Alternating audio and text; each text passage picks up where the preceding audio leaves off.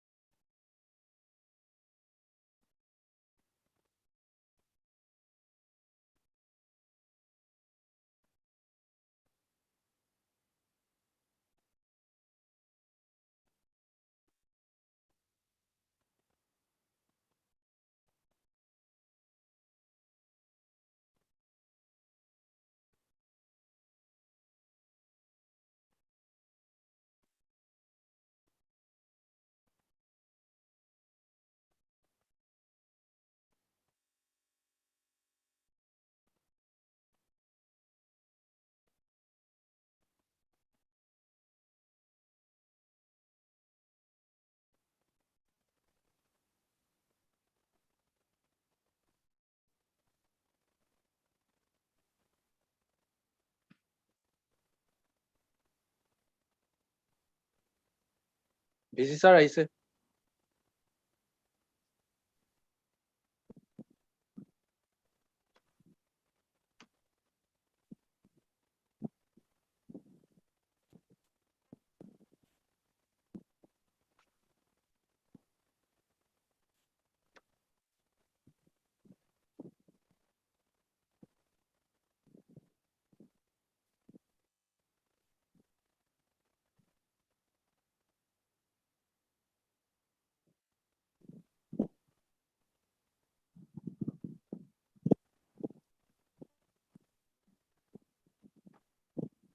Pradeep, Sir, my voice শুনিছা নহয়?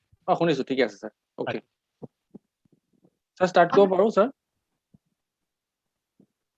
Yes. Okay. Gargi? Honorable Vice Chancellor, sir, distinguished guests, respected members of Krishnakanta Hendik State Open University, and all the esteemed participants, a very good evening to you all. I, Gargi Gayan, on the behalf of Vijayakumar Bhuya School of Social Sciences, welcome you all to this lecture session on reading the Northeast from the perspective of social exclusion. May I now request Honorable Vice Chancellor, sir, to kindly give the inaugural speech. Sir.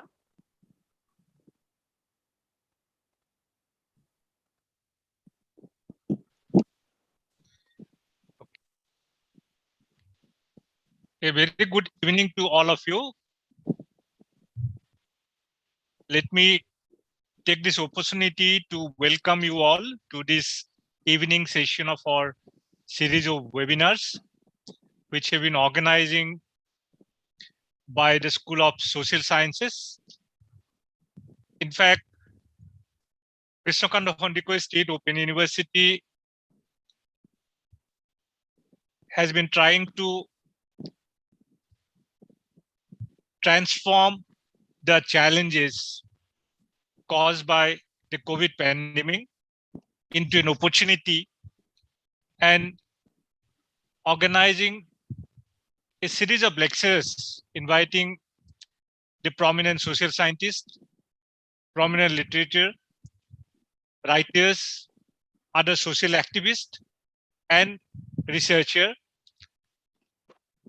In fact, it is indeed our privilege that during the last 1 year, we have succeeded in organizing many serious lectures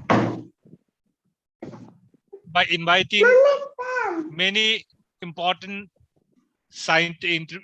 social scientists, writers, and other researchers, which probably would not have been possible had it been not pandemic, because inviting somebody from Delhi, somebody from abroad, and organizing this kind of lectures.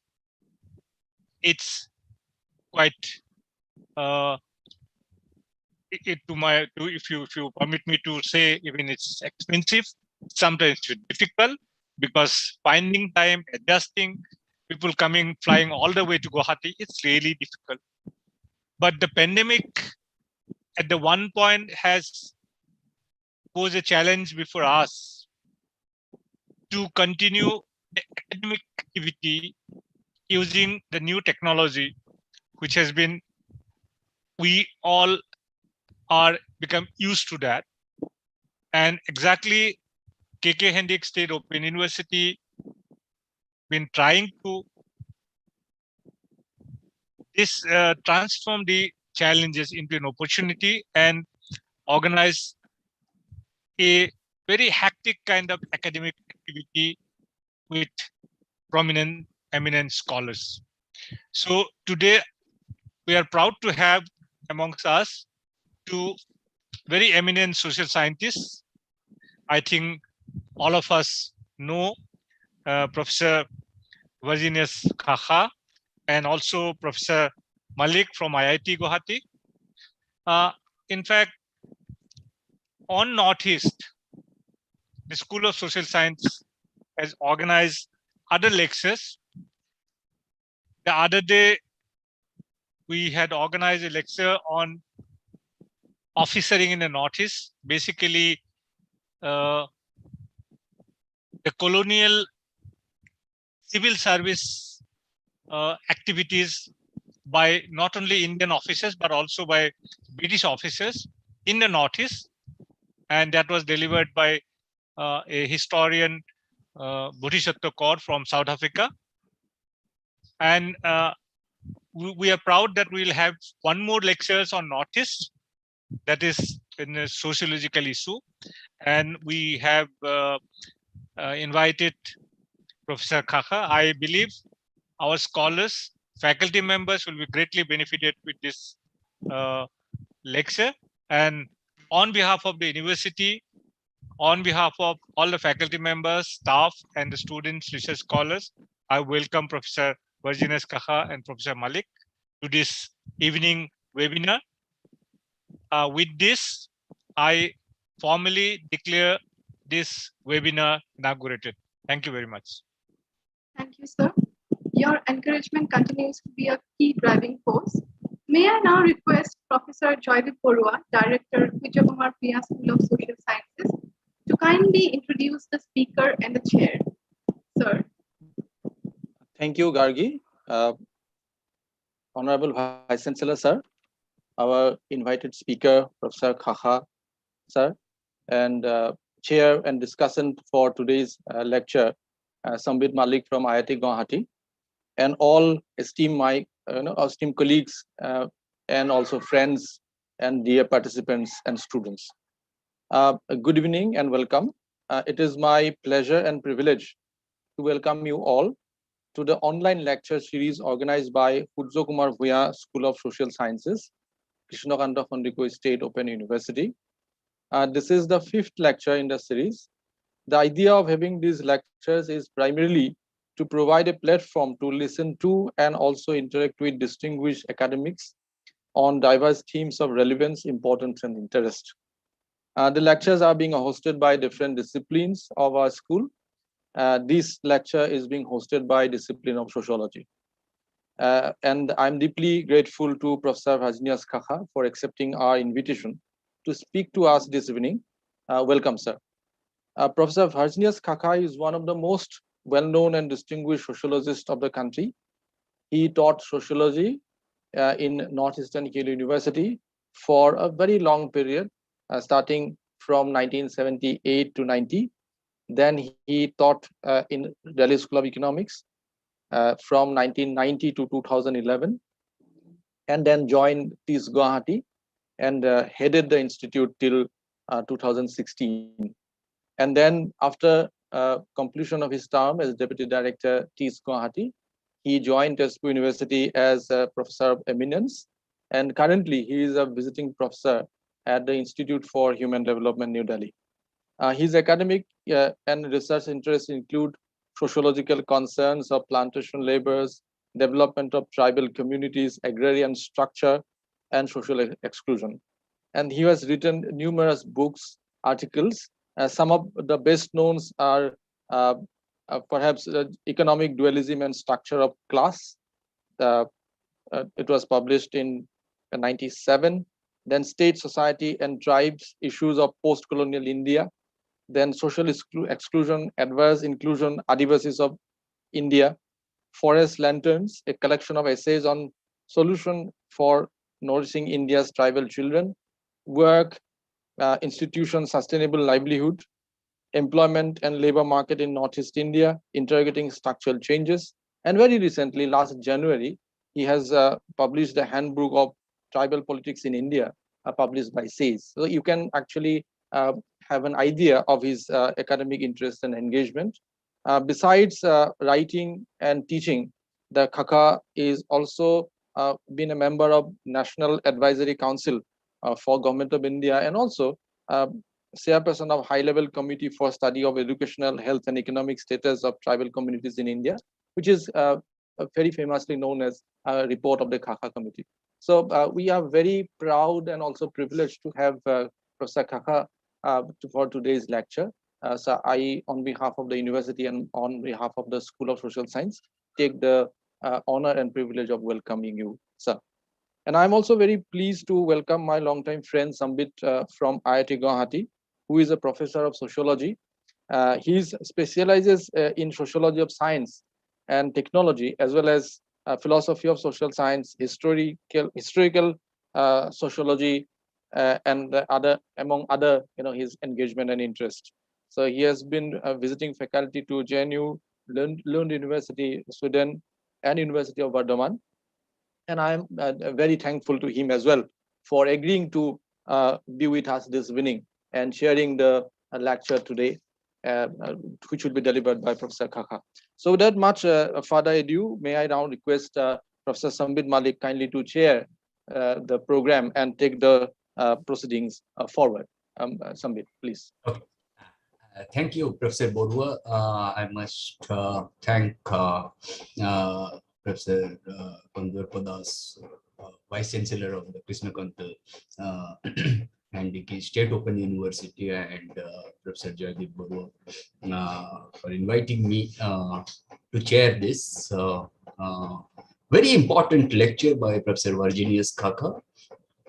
In fact, if you look at this, there is a generation gap between Professor Khaka's and my generation. I mean, almost 30 years or so gap. I first encountered, I first saw Professor Khaka when he was visiting faculty at the University of Hyderabad, Department of Sociology. At that time, I was doing my master's in sociology at the University of Hyderabad. And what excites me about Professor Khaka and the like-minded intellectuals, that what we have learned as students from Professor Khaka is basically they always have taught us how to interrogate, how to question, how to recognize the value of dissent. And and if in the absence of dissenting voices, how society can lose the image of a pluralist, or society will lose its pluralist image. And and in the absence of dissenting voices, we tend to look at the problem of social exclusion. Perhaps it is, and this kind of social exclusion must be examined within the matrix of a class-divided society, caste-ridden society. The the kind of binary which has been grilling us for a long time between the hills and the plains, between the tribes and the non-tribes. And I mean, you look at between various segments of the society. And perhaps Professor Khaka is one of the front runners in advocating for the interests of the marginalized. And though Professor Khaka's research interests and my research interests, they don't converge, in fact, directly, but we always try to look at any phenomenon from the margins, and that's where they converge. Okay, and without delaying much, I would like Professor Khaka to take the center stage and please deliver your lecture on reading the Northeast from the perspective of social exclusion, or maybe from perspectives of social exclusion. Over to you, sir, Professor Khaka. Thank you, Professor Sambit Malik, who's chairing this lecture, and Honorable Vice Chancellor Professor Das. And I'm extremely grateful to Joydeep for this invitation to speak at this occasion. Well,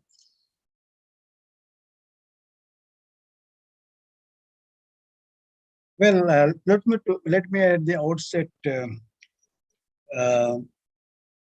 say that this is a lecture which I'm just thinking about it. This is more of my reflections of having lived in the Northeast for a long period of time.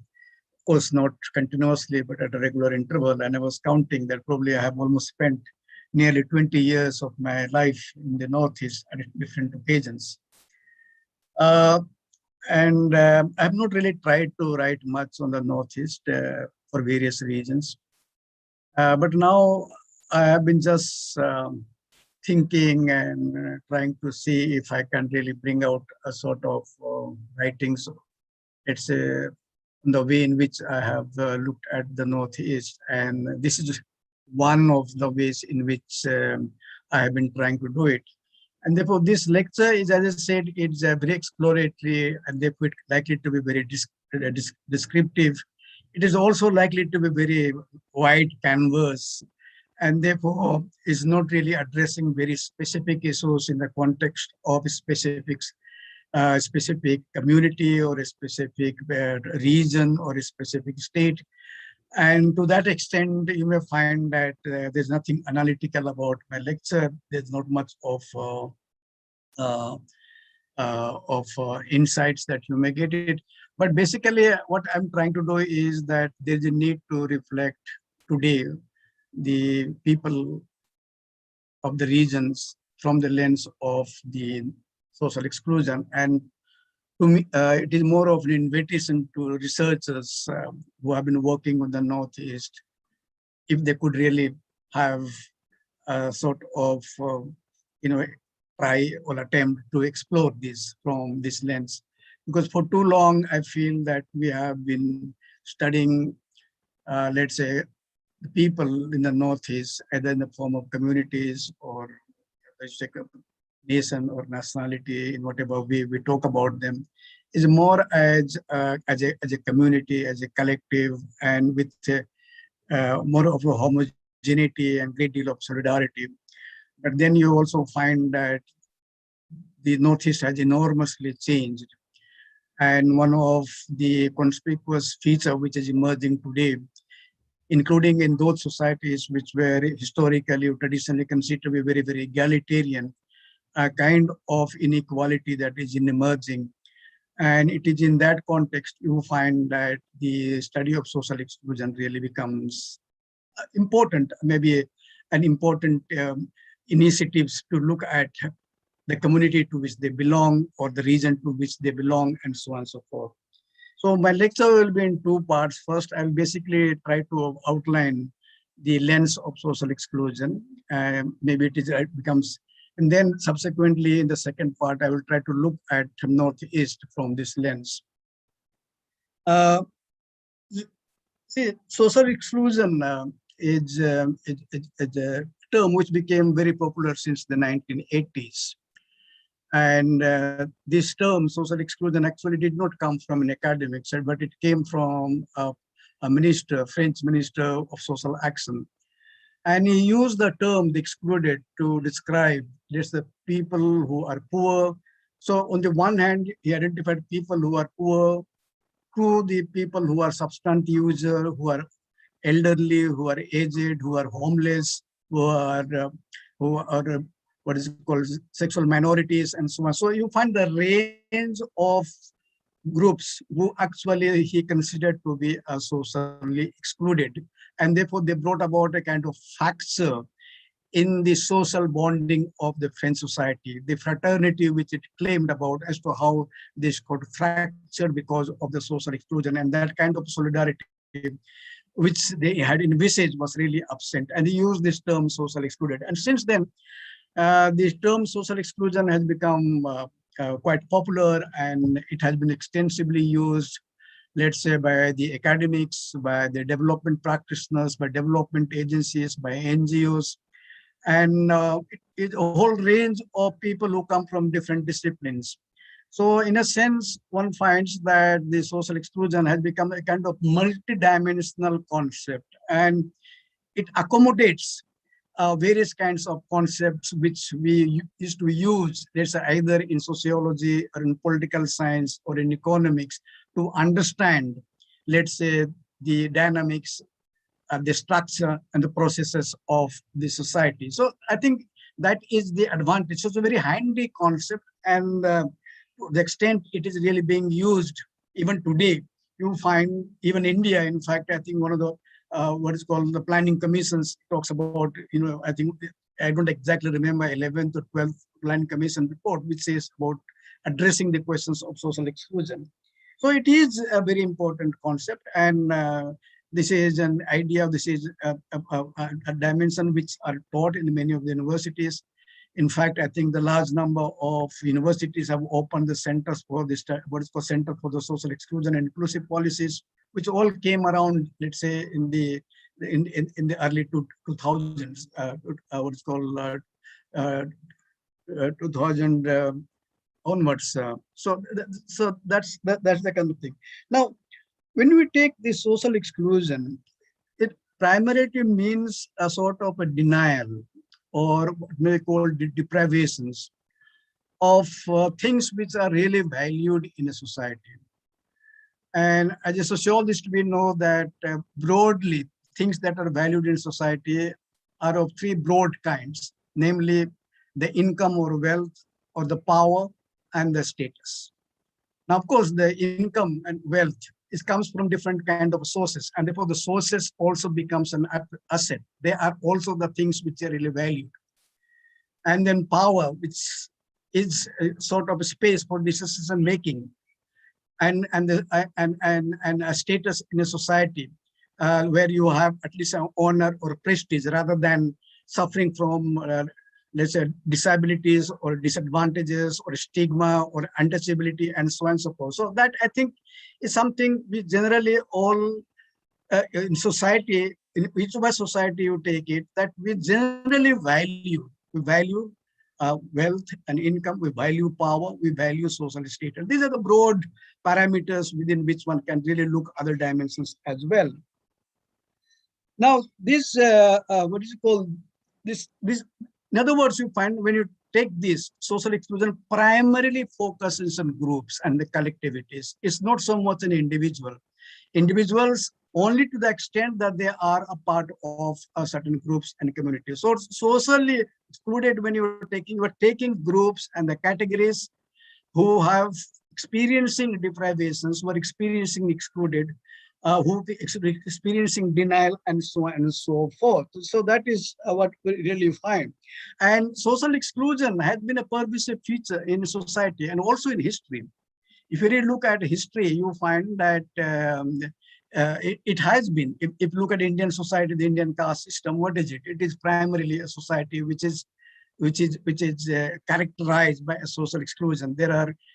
There's a strata which enjoys all the privileges. There is a strata at the bottom which does not really. So, and this is not something limited to India. You can find also in Europe, let's say in the ancient period or even the medieval period, even modern period today that you have. So what you find that if you look at the history, the social exclusion has been a feature, and people never felt uncomfortable social exclusion in past, because social exclusion, namely hierarchy in inequality, was almost considered as something desirable, something is good. And if you look at history, you find that there was no this was considered as good thing, as desirable. Of course, at certain point of time, there are people who protested about it, but it didn't really crystallize in altering the dominant value of society. The value of inequality, value of hierarchy continue to remain pervasive all through a long history of human society. And it is only around the, let's say, beginning of the French Revolution that you find that ideas began to change. We started asserting for the liberty, equality, and fraternity. And since then, you find that there has been alterations in the way the values have undergone change. And from the value of hierarchy and inequality, we have moved to the value of equality. We have moved to the value of equality. We have moved to the value of freedom. We have moved to the value of justice, even to the extent of social justice. So there's a big departure. There's a big change that has come about. But all this change is primarily rooted in so social exclusion. If you really look at, then we try to see it as Professor Sambit was saying, is that it's primarily you have to focus in the social inequality. So that is the genesis of social exclusion. If there's no social inequality, probably you will find that there may be not social exclusion, a social excluded group. But I think it is the social inequality which paves the way for socially excluded. And social inequality, you find it is not that it has gone away, that we are still struggling with that. And to some extent, it is an utopia to think of social inequality as will vanish from the world. But then I think this is a problem, and I think there's a need to address, and that's why we are really talking about the social exclusion. So inequality is important, and inequality in society, as a sociologist, we know it takes varied forms. It can take the form of a class, and class is a form of inequality. You can take the form of a caste, as is the case with India. It can take the form of race and ethnicity. So if race is more of a physical feature and ethnicity, we know, is more of a culture, but nevertheless, that also becomes a basis of this, what is called social inequality. And we all know about as to how the race has been an important dimensions of social inequality. So you find that you have class, you have caste, you have race, you have culture, you have gender, which is pervasive. Even traditional society, however egalitarian, one may say that, well, there is a kind of inequality which is based on gender, which is pervasive. And you find that today, you even find that religion is assuming a form of social inequality, because you find that they are being disadvantaged in terms of access to political participations or resource or employment, and to that extent you find it becomes a social excluded group. So if we really would like to identify the social excluded groups, let's say in the case of India or in anywhere, these are the dominant forms that it has taken. And I think even when you're talking about the Northeast, the social inequality in these forms may not be as conspicuous as elsewhere, but nevertheless, these are the emerging features, they say, as far as the Northeast India is concerned. And therefore, you find that one can, in a way, introduce the dimensions of the social exclusion perspective for the understanding of, let's say, the Northeast. Now, let me now just focus on the Northeast. Social exclusion, as I said, that it addresses inequality, and therefore addresses to some extent disparity, which may accrue because based on these kinds of classes. But it does not address all kinds of disparity as a social exclusion. So if you find that, well, people are in different parts of the region, they are what is it called? They are differently located, differently stand in terms of, let's say, wealth or income or political power. One may not necessarily talk them as a disadvantage. Disadvantage or exclusion primarily means that it is a part of the social structure, is a part of the social process. So if we are not really a part of the social structure and the social processes, then it is extremely difficult to talk of the social exclusion. Of course, what is that unit of the social structure that you would like to talk, that you want to talk about village, you want to talk about the tribe, whether you want to talk about the state, whether you talk about the larger Indian state, or you want to the world global system. So even under the global system, people do use the perspective, because you are talking about the system, the global system, then countries really becomes a constituent of it, and the relations of it, and the kind of social structure and social process that are at work, in fact, give rise to kind of understanding of social excluded, let's say, in the context of the global phenomena. So basically, therefore, when we are talking about the social exclusion, we have to look at those, let's say, a unit. The unit of social exclusion has to be a system, which could be a, let's say, social system or economic system or the political system or other kinds of system of which we are part, and on the and that may be taken as the unit of understanding or exploring social exclusion.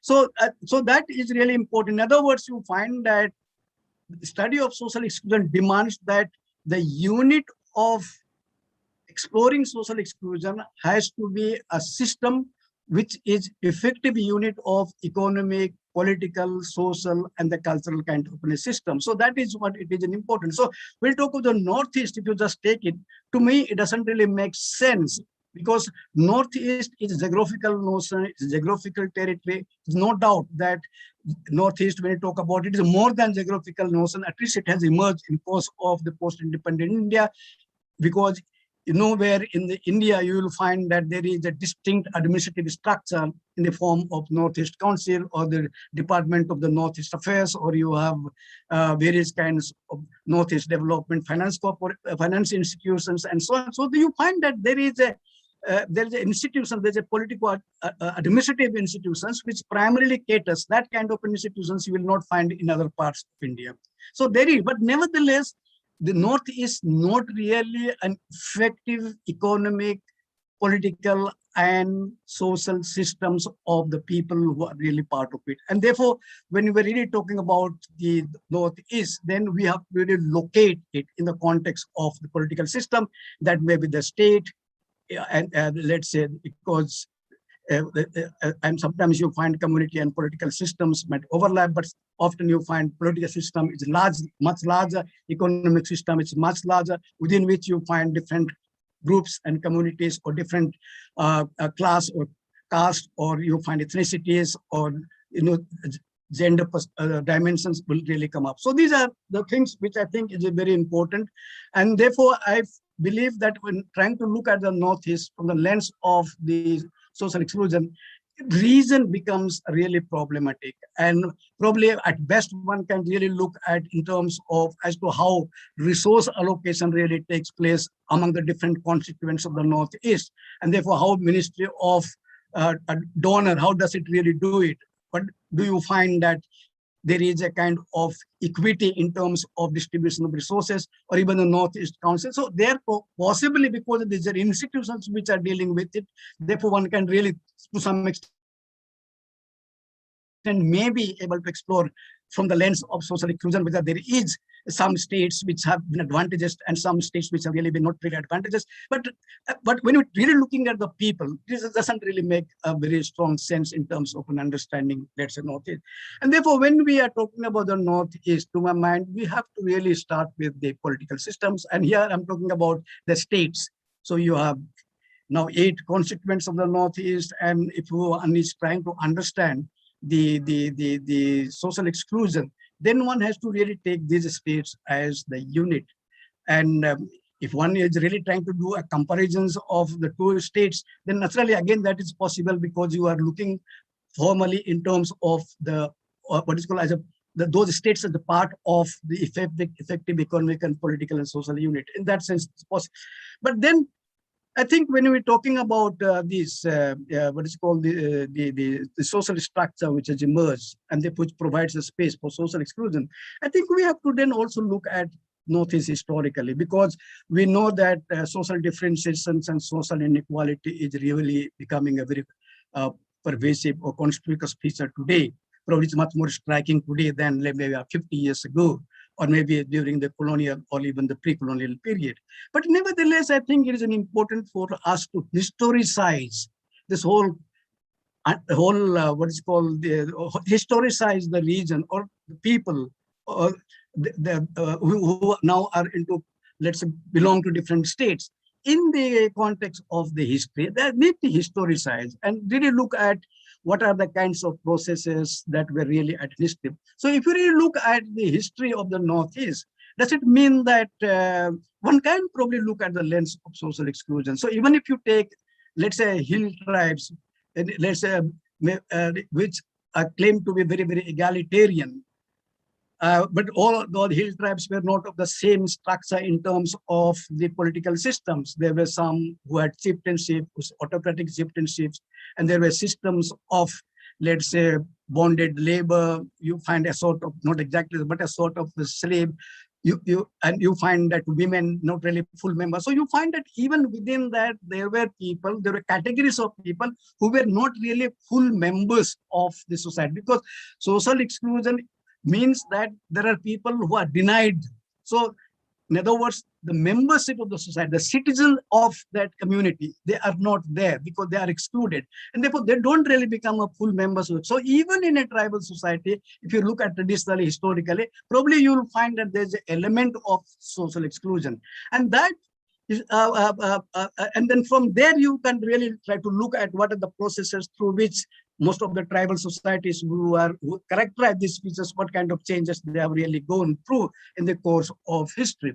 Similarly, you can take, let's say, the plains, and let's say, with the coming in what is called the Northeast experience, they were already pre-colonial states. So even before the coming of the colonial rule, which centralized the administrations, but nevertheless, they were pre-colonial states. And for example, Meitei Kingdom or Meitei state, traditional state, was one of the striking example, or a home kingdom. It's a very striking example of the fact that there was already a state. And a state, we all know, that emerges at a certain point of time in history, where they say a private property formation really takes place as per the what is called, as per the Marxian framework is concerned. And therefore, but these were dominant pre-colonial states. There were other states as well. I think even Jaintia Kingdom was a state before the coming of the British rule, and other places I'm not really very much familiar. But so what you find, if you really take these states or these kingdoms, you will again find that there were an elements of stratification, there were elements of hierarchy, there were elements of division of labor, there were social differentiations. So if you really just take the home, which, as I said, I've done a little bit of reading, but I might tell you. So you had kings, you had ministers, you had officials, again of a different level, and you had pikes. So, and pikes had to provide a service, to the home state. Similarly, you find in the Meitei Kingdom, you had a laluf, the forced service. So you find that the Meiteis were divided into 4 divisions, and therefore, you find that they have to provide laluf, and 10 days, in the 40 days, one has to really serve to the state. So you find that the coming of the colonial state, there was already a certain kinds of division, there's certain kinds of social differences, certain kind of hierarchy. And you find that there were people who were privileged and there were people who were not really privileged. And to that extent, you find that even if you go back to the history, you find that there were dimensions of a kind of open social exclusion. So one can really take these but from there one can really start tracing the history as well of the change and the structure and the process. So from there you can really move to the British, and British, they centralizes administrative structure, large territory they had, and they introduced many things. They introduced, modern state, and modern state with what is called kind of services that it was required in terms of education, certain level of education. So you find that now you're entering into the bureaucracy, not because you are because you need certain kinds of level of reading and writing and kind of acumen in terms of mathematics and so on. Suppose that was there. So what you really find that British introduced various kinds of institutions, and colonial state was one of them. And colonial state has to be mined. And therefore you find that mining of state employment and the colonial was very important. Now, if you look at the state employment in the colonial period, how do you really locate it in terms of, let's say, ethnicity, in terms of caste, in terms of gender, in terms of, let's say, religion, or how do you, or in terms of hills and plains, how do you really locate it? And if you really want to do a kind of explorations of this, or if a historian wants to do it, whether there are available materials or not, but then I think these are possible ways into what extent you find during the colonial state, at what period, and how, on what period things began to change, etc. So these are all possible. So state employment became a very, very important, and which was open to everyone, but not really everyone can go. And therefore you find large chunk of people really got excluded. And therefore is only a certain sets of groups and communities who could really enter the colonial state. And then you can try to relate if there was any connections with the, let's say, the pre-colonial state systems, and whether you find that those who were part of the nobility, those who were part of the ministry, those officials, was there a possibility for them a direct entry or easy into the colonial state, but others continued to be at the periphery of the colonial state. Similarly, you find that they introduce various kinds of economic enterprise. Plantation is one of them. But if you really look at the plantation enterprise itself, again, it's very rigid. So you find this is stratified. The managers can invariably the whites during colonial period. So there was no possibility for even the Bengali and Assamese to enter into that. It all began later on, but there's no chance. So you find that this excluded. So the managerial class was completely excluded, let's say, for the natives, Indians.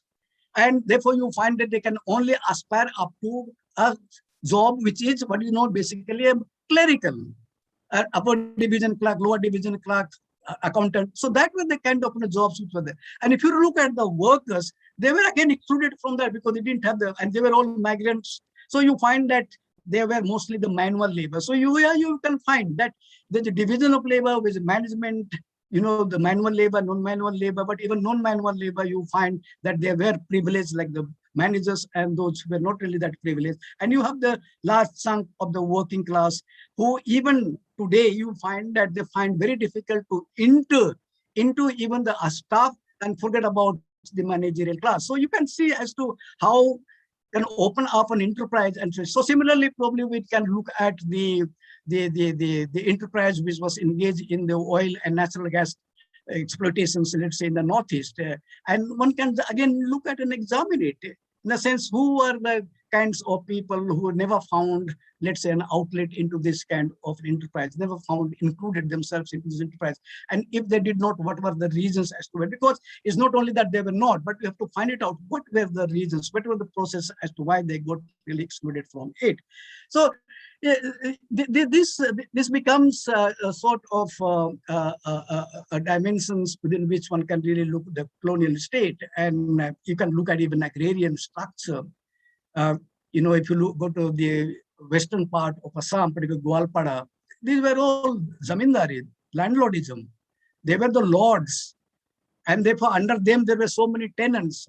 And you find eventually the sharecropper was the one who was sustaining most of them. In case of the other parts of Assam, you had the Rayatwari settlement.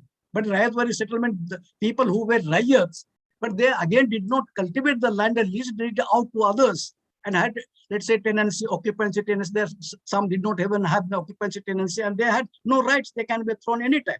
So you can see that you can take any sector and you can really locate that how this different kind of structure, different kind of hierarchy which emerge either in the plantations or in, let's say, oil and natural gas exploitations or agrarian structure or in the bureaucracy, how did they really stand? And this provides an interesting opportunity for us to explore. So, but then we have in the post-independent India, and a post-independent India is opened up because of independence. There is a restructuring of the society, and you had it was no longer a colonial state. It was a state which was trying to build a kind of a socialistic pattern of society, and therefore, taking off, let's say, the problems or addressing the problems of the people, ordinary people. Therefore, you bring a land reform, you bring about other kinds of reform, and in the way you're trying to address the aspects of education, health, and so on and so forth. You're trying to address in terms of as to how you integrate the people into the state institutions through representations in terms of reservations and all that. So this really starts. This had began, let's say, around the 1930s, but it really culminated in the post-independent India. So if we really look at today and if we want to try to understand this social exclusion, then we have to look at these institutions. So first of all, we have to look at the state. And a state, we are no longer, let's say, pre-colonial and colonial state. Even during colonial state, there was a governor general or a governor and his council.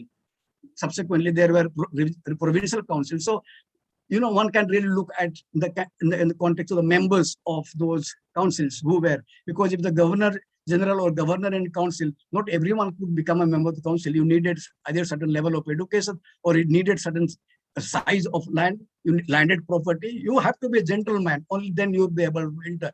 It was not an adult suffrage or everyone was a citizen, when everyone could really become member. So these were there.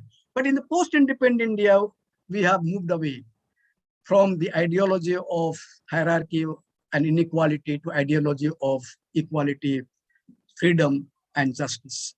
And to that extent, therefore, you find that we have opened the institutions to the large chunk of people, to every segment of the populations.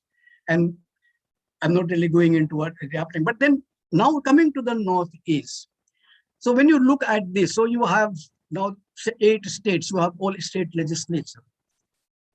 And that is the highest decision-making body, let's say, let's say, in the state.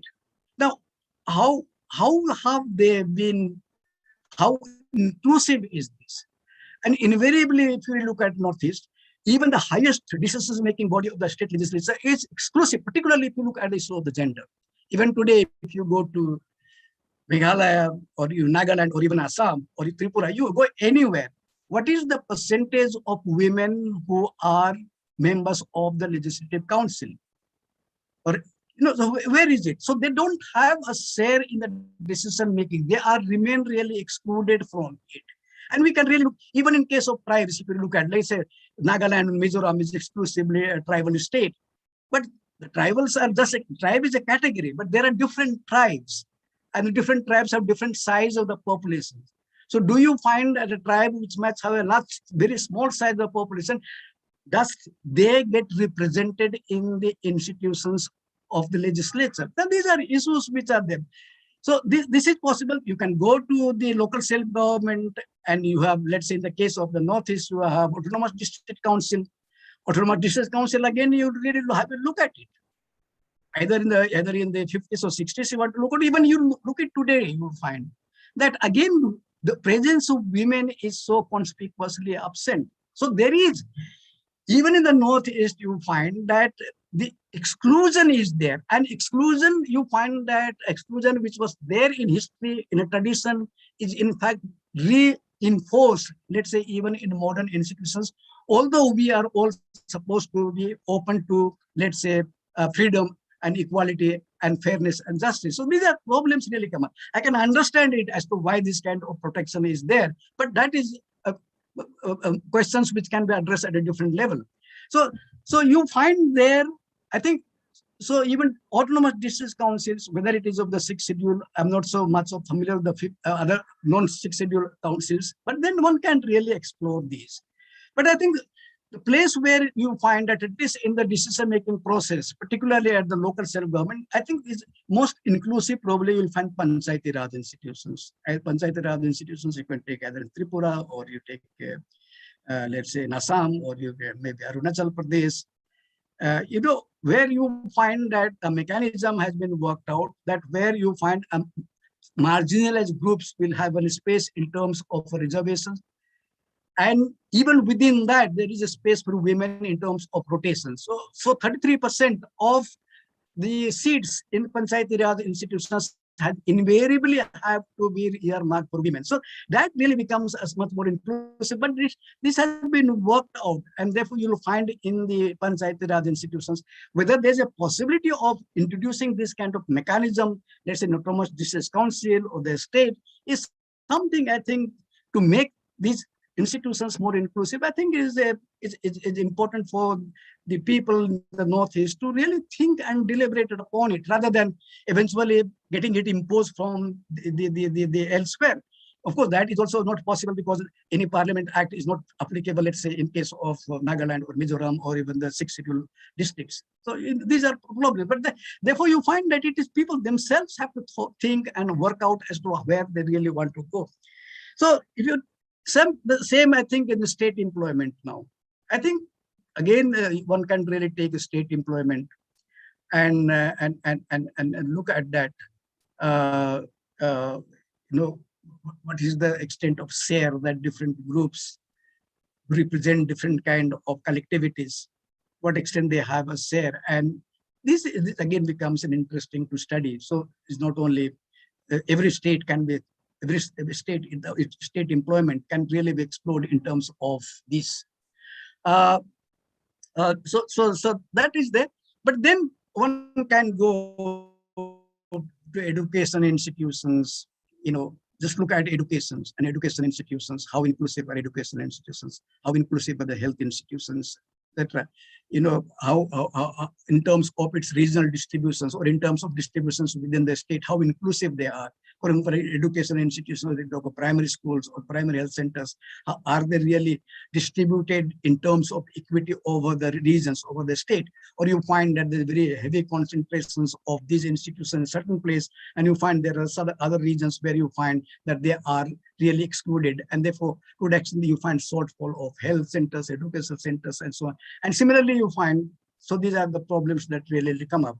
So these are, in other words, one can do a study of social exclusion by taking into account the institutions of decision-making, institutions of employment, institutions of educations, institutions of, let's say, with catering to the health, and various other kinds of institutions. One can take these even, let's say, not necessarily government, but you can also explore, let's say, non-state institutions, how inclusive they are. Let's say the non-state enterprise. Maybe you can take tea plantations and really look at how inclusive they are, or there are other enterprises might be there. So one can really look at that. So these are the dimensions in terms of which one can really look at the social exclusion. And there's another way, and I think I'll coming to the last 5 words of my discussion, is that in terms, we do also study exclusion or inclusion in terms of the level of development indicators.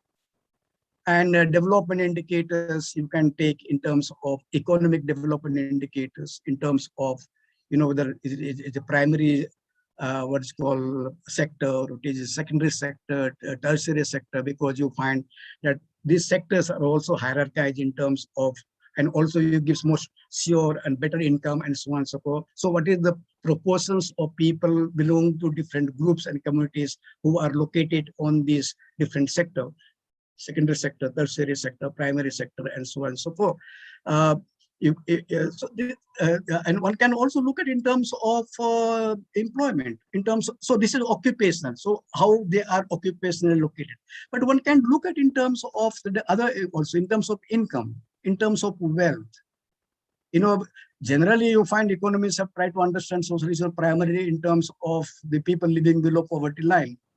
And therefore you find that in this, there's a high level of people below poverty line in this community or in this, what is called, with respect to this or that. That's what they do it. But then I think one can really look at different economic indicators, maybe the people below poverty line, maybe income, what is called different level of income, different kind of assets, which are the sources of income. So one can really take that and also try to do a kind of what is called social exclusion or inclusive kind of studies. And this is possible in the social sector, educations I talked about, in terms of literacy, in terms of let's say, people going for higher education in terms of concentrations of higher educations, and therefore, to what extent, therefore, they are really able to, so having done that, to what extent they are really able to enter into the state employment, because you don't have higher education, probably very difficult for us to enter into state employment and so on. So education is the requirement, essential. So if there is an exclusion there, then there's people who will never be able to enter into those kinds of institutions. And similarly, we can talk about the health and so on and so forth. So these are, as I said, these are the issues are there. Now, these are problems, but I think these are issues which have come, which we need to give thought to it. We need to talk about it. We need to discuss about it. And has to find it out. Of course, it poses a great deal of problem, because Joydeep will be able to say, is there data? For example, economists depend a lot on NSO data or agriculture census data. So whether those data are there. Now, these are problems. So maybe one can do historical, but if one really trying to do it, whether we have a data to fall back on that, and that data, I'm not very sure, because I have not done much. But then data is required. How much state has able to generate data across is not only what is called the aggregate data, but how that aggregate data is divided or shared across different groups and different communities or different regions. That, I think, is, if it is there, there's a possibility of working on that. And so much of the social exclusion studies, as I say, is possible only through a researcher's initiative, in terms of digging the whatever resources that is there in the documents, in the writings, and let's say in terms of your own survey, or in terms of your own what is called ethnography or participant observations or whatever. That is possibly one of the ways in which one can really do it. Because I'm not very sure what kind of data are really available. So these are opportunities are there. So there are constraints, I can understand. It's not that easy, but one has to find out what are the ways in which at least one can make an effort to understand the region, the people from the social exclusion perspectives. Now, if this is the case, then how do we really address them? What can be the inclusive policies? Broadly, you find that, inclusive policies, let's say when one is really talking about social exclusion, broadly, one can find 4 types.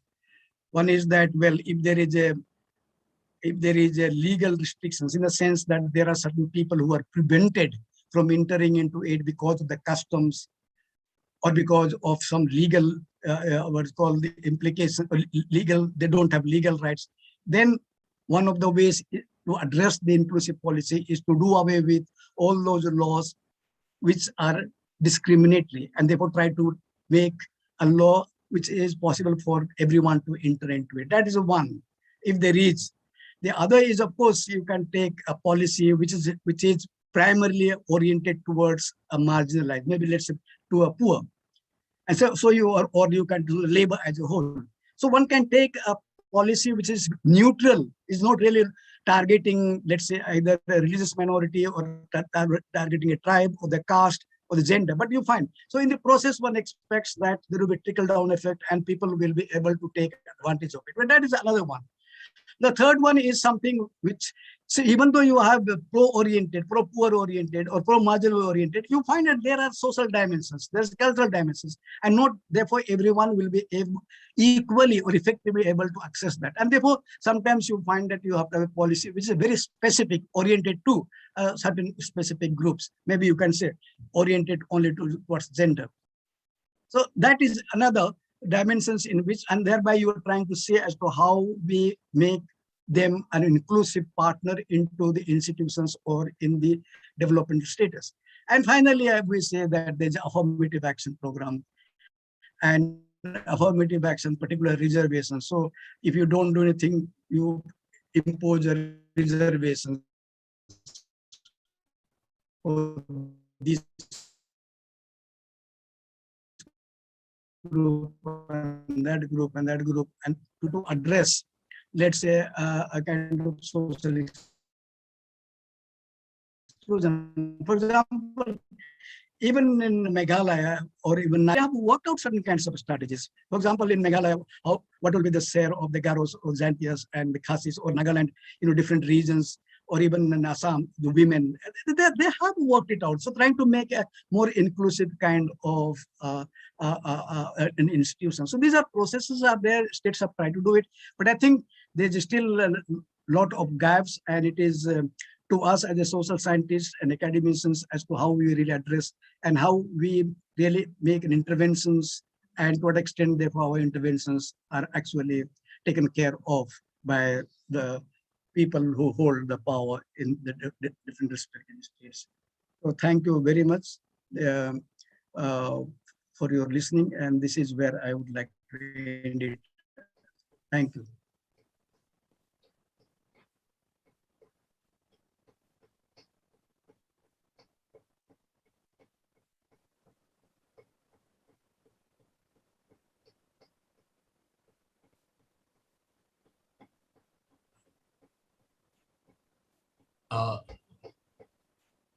Thank you very much, Professor Khaka.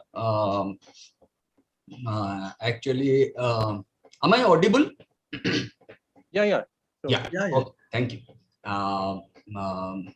In fact, Professor Khaka has made one thing easy for me as a discussant, in the way that precisely because of the clarity that he brings into his lecture. But at the same time, he has made my role very difficult as a discussant, precisely because of the kind of range and depth that he brings in.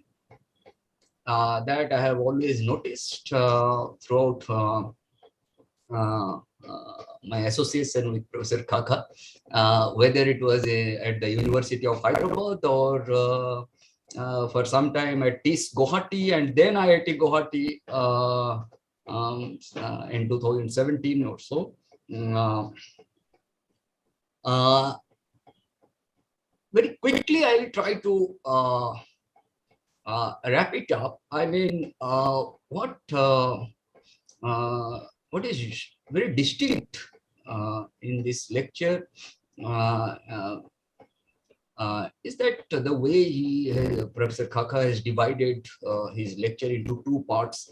One from the lens of social exclusion, and the other, how to examine the Northeast from the lens of social exclusion. I mean, overall social exclusion, and then Northeast from the lens of social exclusion. Okay. I mean, the way the concept of social exclusion originated initially in France in the 1970s, in the area of poverty and deprivation studies, the way it refers to the processes which make individuals and groups vulnerable and marginal, and ultimately exclude them. If I have to use Amartya Sen's term, exclude them from the freedom to exercise their capabilities. And over a period of time, the study on social exclusion has gained currency in the political discourses as well as interventionist agendas.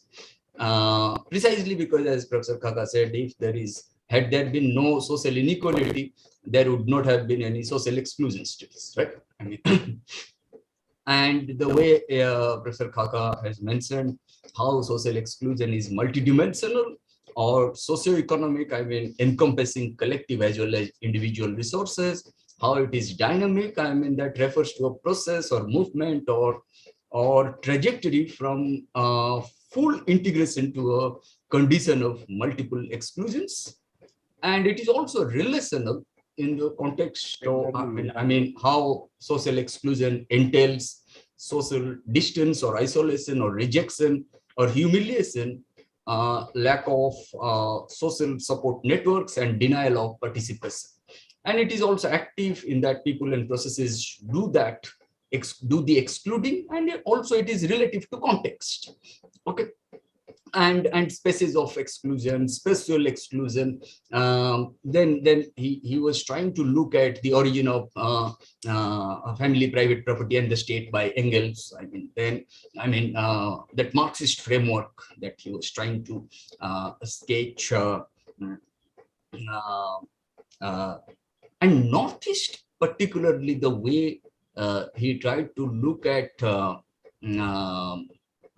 the region as problematic, okay, resource allocation as problematic, maybe citizenship in today's context. Since last couple of years, it has gained much currency in the political discourses, rather dominant political discourse. The way ethnocentrism, all prejudicial attitudes between our groups and their groups, this kind of binary, this kind of dichotomy, which is based on racism of the biological school of the evolutionary theory. This is also a byproduct of colonial state. And there are also controversies within Northeast, no doubt about it. And what capitalism as a mode of production has done to Northeast India so far as social exclusion is concerned. Not simply Northeast India, throughout the world, that that the relationship between nature and human beings has been altered. There is a transition from faculty of contemplation to faculty of control. And this is also a byproduct of Western capitalism, no doubt about it. And egalitarianism, the way it has been posed that no, Northeastern states are egalitarian, it must be interrogated, it must be critically examined. Homogeneity, Northeast as a homogeneous category, that also must be interrogated. What I mean to infer from Professor Khakha's lecture is also that the stereotypes must be interrogated. And be precise, and these stereotypes are not simply culturally embedded, but also they also have deep economic roots. That's why Hamza Alawi once said that in pursuit of modernity, we tend to, or in the process of modernization rather, not simply modernity, but process of modernization, that we tend to we tend to treat all societies as similar, homogeneous societies. That's why this process of modernization has failed to examine the nature of the state itself and the location of the state within the matrix of a class divided society, and also the relationship of the state with various other contending social forces. And social exclusion must be situated in this kind of a broad framework. And the way Professor Khakha is also dealing with not simply data, but what kind of data, how to collect data. Perhaps the kind of the hitherto existing data collection processes also has some flaws. Processes have some flaws.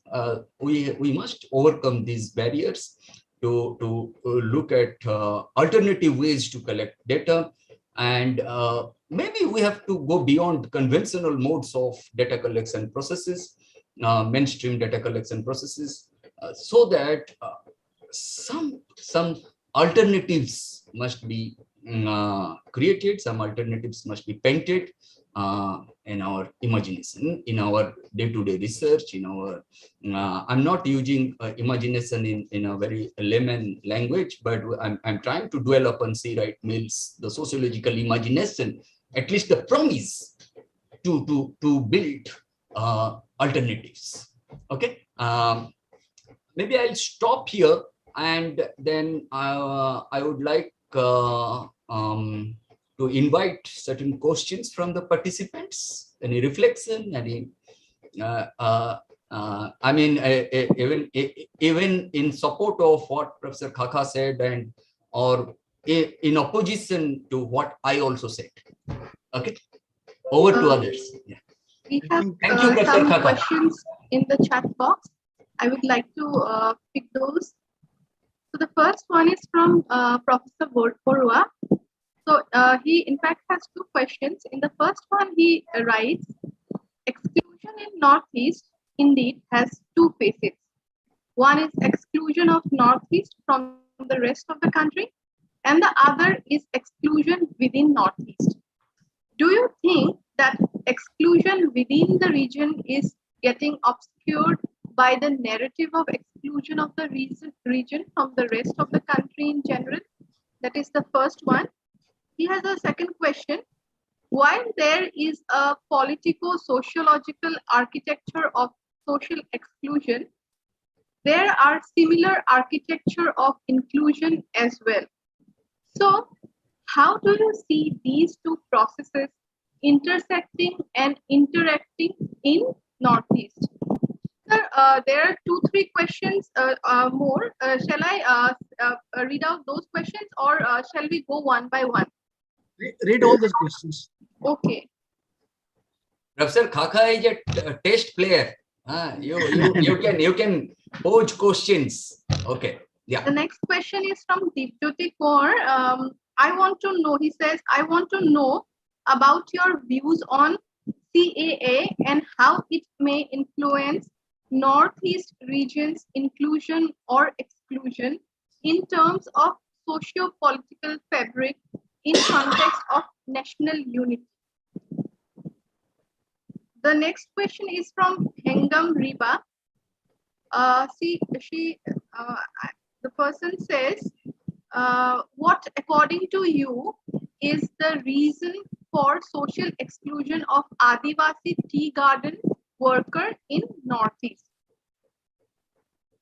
Finally, then we have, what are your views on within group exclusions, not necessarily only gender basis, but also class based? I am most particularly interested to know about class-based inequalities with tribal societies. Can these inequalities be understood as exclusions? If not, then what are the delineating lines between inequalities and exclusion? Finally, we have from Redushkita Dwara. Sir, do you think that the pandemic has further intensified social exclusion and isolation of the marginalized groups in terms of accessibility to healthcare? So these are the questions that we have right now. Well, coming to the exclusion of Northeast, surely I think the way in which Northeast has been seen, let's say particularly from the outside of the Northeast, as something in terms of region, and therefore it gives you, it is a region which becomes very important, and in the process you find that the people or different kind of diversity is completely overlooked. And I do believe, therefore, to one extent, the way in which region has been seen to some extent has obscured the study of social exclusion, let's say, in the Northeast. That I would agree with that. Now, on coming to the political and sociological architecture of exclusion, and also political social architecture of inclusion and how they intersect, well, I'm not really given us. It's interesting questions, and I think I need to think about it. Yes, there is an exclusion, but then how much what is it called, the inclusion, the architecture of political social inclusion, which is already there. how they have been really addressing that, to my mind till now doesn't seem to be visible. And maybe it is visible, it is there, and that's why you find that that kind of inequality is not as striking, let's say, in the Northeast. That's possible. So see, so because of the larger, also the presence of the larger what's called architecture of inclusion, probably may have also led to some extent mellowing down of the striking inequality that may be there. Now, I think it's interesting questions, and I need to ponder about it, need to think about it. At the moment, I really am not in a position to answer that. But to some extent, yes, I would say inclusive dimension, to some extent, yes, maybe reduce the inequality in the region. Now, on my view on CC, what called Citizenship Act, well, I have not really done much reading on that, and it is surely the migration has impacted Northeast like anything. There's no doubt, absolutely no doubt about it. And the question is now that they have been, so if they have come after cutoff date, there is a law and there's a constitutions, and it is up to state how they dare do it. But much of the migration which has come, let's say, colonial period in the early post-independent India and all that, it has impacted the Northeast. And I think the resources crunch probably is one of the reasons that's there. But then those who have really come from an outside, also you find that they are not really the ones who are holding the political power and the economic power and the social power. They are probably even in the most marginalized sections of the society. It's in the context of Assam, if you really look at the tea garden workers, almost you talk about what is it called, nearly a crore or something people estimated. But then I think they are very vulnerable. They are not really around. Similarly, I'm not really going to immigrants and immigrants, but if you look at the Muslims who are living in Shore area and all that, probably they are one of the most marginalized in that sense of the term. So the problems are there, and you may have views, is there, but then sometimes what really also happens that if people have been here such a long period of time, for almost, let's say, 100 years or 150 years, or that of course is not there in the CCA, it's more of the recent one. But even then, when they are here for almost 30 years or 30 years, how do you really deal with it? How state really also deal with it? These are all problem issues are there. One will be a human rights perspective, and the other things. At the same time, there's a human rights perspective of the people from the region in many ways. And this really comes into kind of collisions and conflict. And it becomes very, very difficult to take very nuanced positions on this kind of in a context as someone who is been in the Northeast, but I'm not really for the Northeast. And therefore, I might have a somewhat different than the way people for the Northeast really feel. Reason for in the case of T-state, social exclusion is there because nothing, in the sense that in order to move up, in order to have social mobility, you have to have income, you have to have educations, you have to have better quality so that you are able to have a saving and use that income. Now, so we all know about it, but the primary school doesn't work, the health infrastructure is deteriorated. And I have written a piece in Economic and Political Weekly, and therefore I think we have never addressed their social and economic development.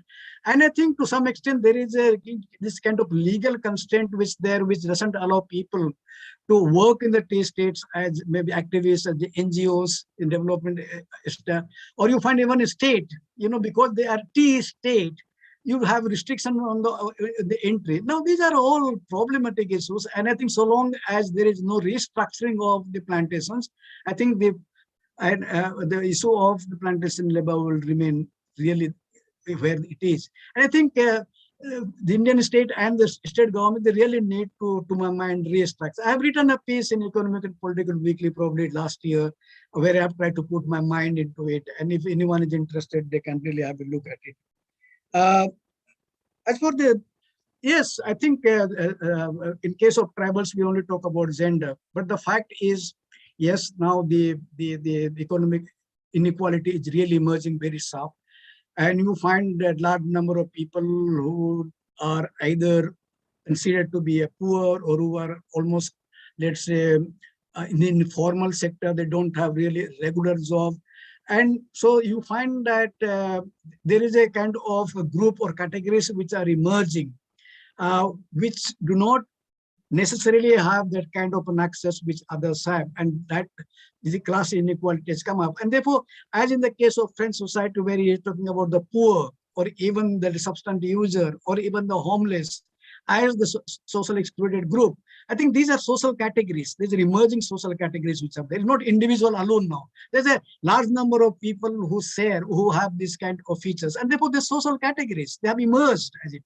And therefore, once they emerge as the social categories, then you have to really address these issues. And I think in case of tribal society, it is high time that inequalities become very striking. And some regions, some states are much more striking than other states, but it is there.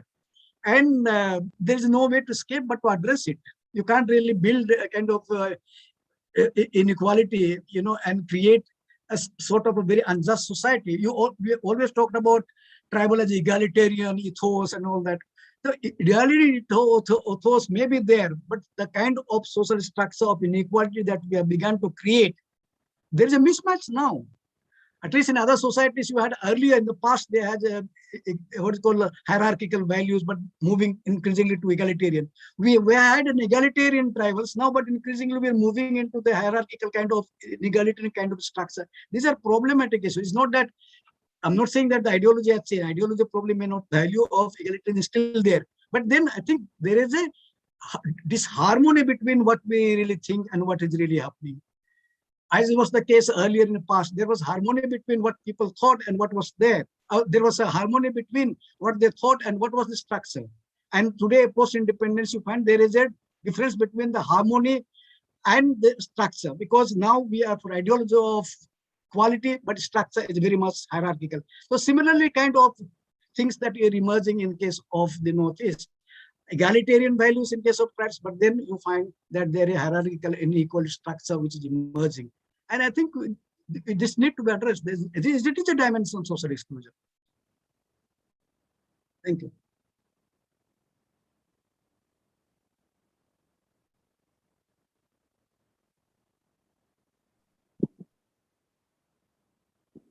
So we have one final question by Michinka Daimari. I'm sorry if I pronounced the name wrong.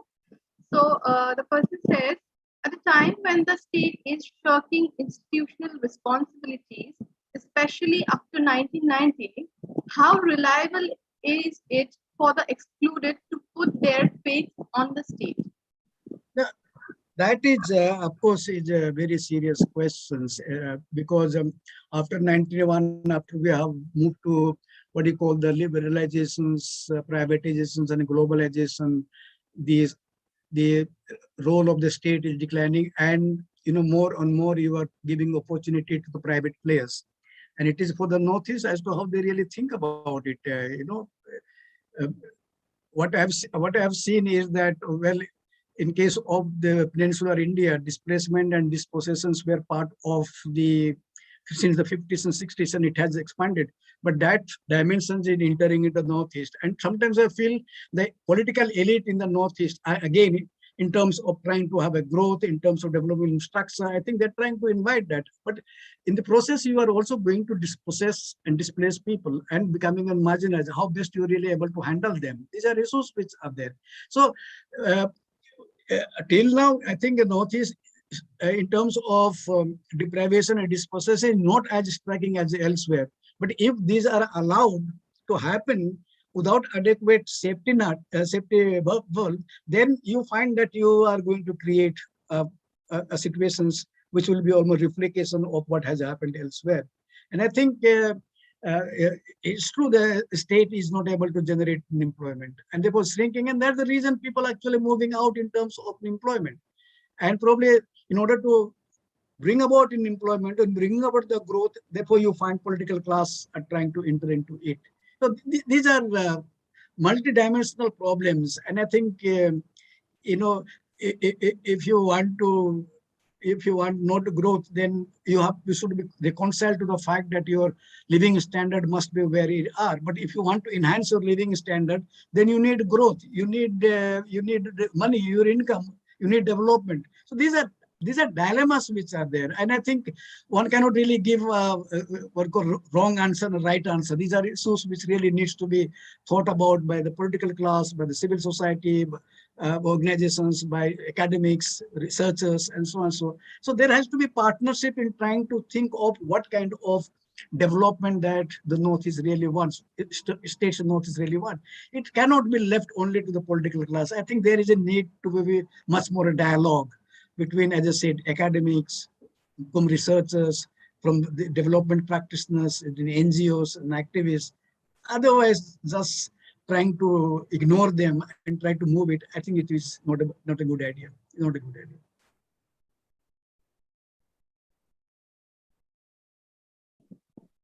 Thank you, sir. May I now request Professor Sambit Malik to kindly sum up this discussion and present a concluding remark. Okay, thank you, Gargi. I have actually made the final remarks. I mean, Just I must thank Professor Khakha for an enlightening lecture. Actually, we have witnessed Professor Khakha not simply as a classroom teacher, but also as a public intellectual. Okay. And when I say public intellectual in its true spirit, okay. And the way it helps researchers gain strength from the kind of deliberations which have been made by Professor Khakha is enormous, and I'm sure and the young research scholars will gain a lot from this kind of very well-researched documents that Professor Khakha has produced over a period of time. His intellectual ability is fast rate mind, and I'm sure we'll also get some other opportunities to interact with Professor Khakha, both formally and also in non-formal contexts. Thank you. Thanks a lot. Thank you so much, sir. May I now request Dola Borkotiki to offer the vote of thanks? Thank you, Gargi. Am I audible? Yes. Okay. I, Dola Borkotiki, on behalf of Surya Kumar Bhuya School of Social Sciences, Krishnakanta Handiko State Open University, would firstly like to express my heartfelt thanks and gratitude to Professor Virginius Khakha sir for his very, very enlightening and thought-provoking lecture. Thank you, sir. I also express my gratitude and thanks to Professor Sambit Malik sir for chairing this webinar and also for his enriching insights on the theme of the webinar.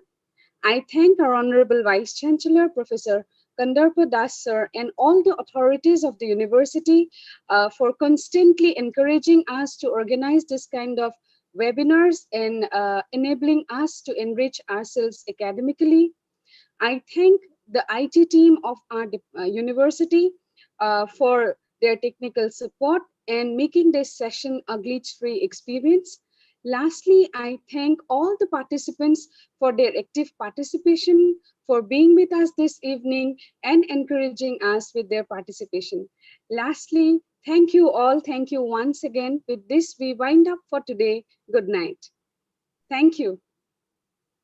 Sambit, how are you? Yeah, I'm doing well, sir. It's online or offline? Thank you, sir. Classes. Online, sir. Everything is online now.